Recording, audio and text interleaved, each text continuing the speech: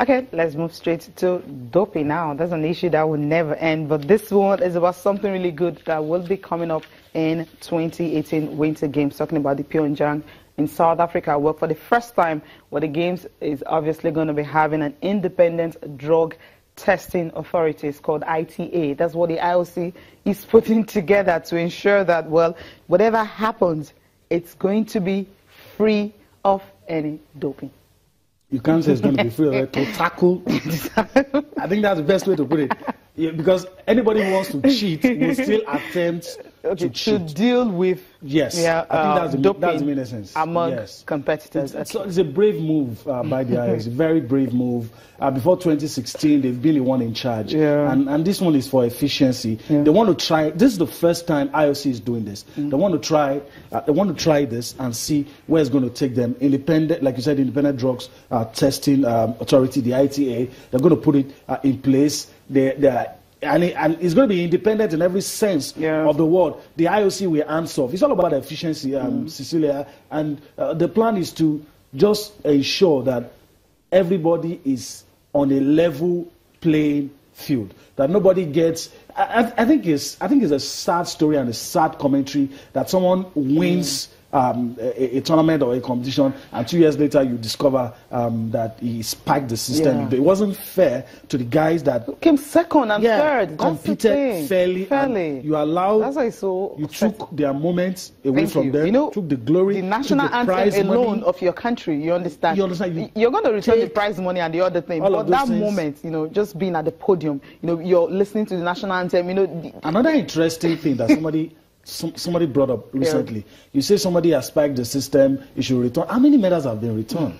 Those are cases you need to look at. There's no pump and pandage when medals. Of course, returned. There's no. There was an American athlete. So he said his was actually given to him at the airport. You know what that means?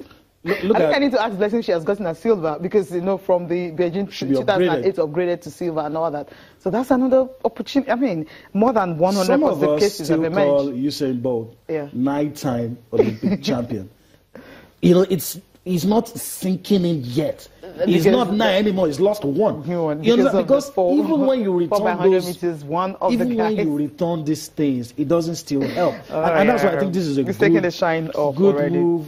You know, especially what the scandal that we have in Russia at the last Olympics. You do this now, nobody is going to be able to fly any kite. You get caught, you get sent home, and everything is publicized. The federations and IOC, they're not part of it. And a little bit about politics, you know, all the spin that Russia put on it during the Olympics, or it's witch hunt from the West and this. The ITA ensures none of those things will come because everybody's under the same banner, under the same. We also hear that refugees will probably, that's another first, will be allowed to compete at the Tokyo 2020 Olympics. They make their first appearance at Rio, so they're looking, okay, maybe that will continue. Like I said, they've been working towards that.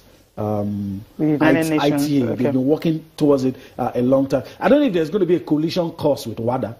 I don't know. I don't know if there's going to be a coalition course. I don't think so. Well, we'll see. Think so. We'll see. I hope there won't be a coalition course because they want to have this ITA in sport federations, to national federations.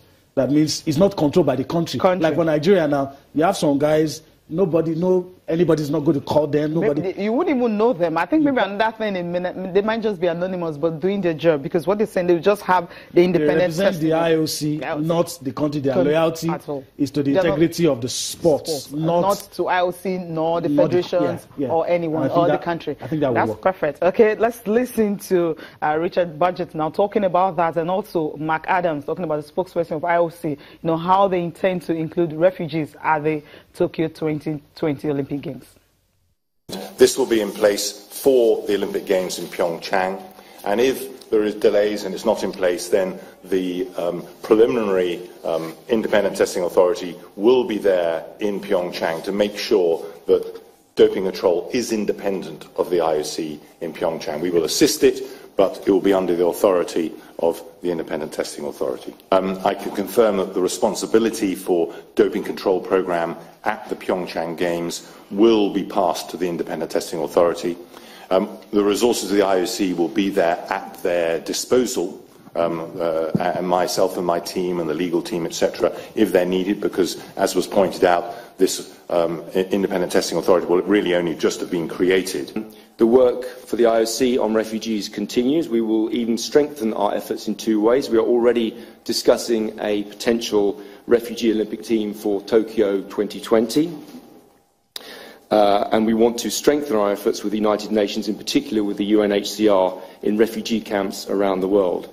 The NOC of Qatar has today announced that it will support the IOC refugee programmes, as have the Liechtenstein NOC and Foreign Ministry, and we are hoping for others to contribute similarly to those programmes. It's going to be a good one if it all works out. Okay, now let's talk Formula One. Valtteri Bottas, I mean, when he replaced Nico Rosberg, people were saying, will he be able to compete so well with Lewis Hamilton? But the guy is showing that he is great. He started on pole, and from start to finish, no matter how he was chased by Sebastian Vettel, he just couldn't do it, because Sebastian Vettel just finished a mere 0.6 of a second behind him. Hamilton Hamilton needed a favor, he got one. Before this race, what everybody was talking about is Bottas needs to ensure that Vettel does not win this race, because, of course, the grid penalty that Hamilton got, it reduced the chances of him probably, winning this race or even getting a podium finish. But the real question, I'm happy Bottas won, but the real question now is it about the driver or is it about the car? This is Valtteri Bottas that probably, I can't remember before coming to Mercedes. I don't know about you, but I don't think I can remember easily any podium finish. No. So now it's winning races. Yeah. Is it about the car? I don't know, but good one. The car and a good driver. You know what it means to have a four-time champion just behind you, chasing you till the end. It brings the best out of you. It brings the best out of you. And he didn't buckle at all. I think at this point we should not just think that this season is going to be about Vettel and Hamilton. We should give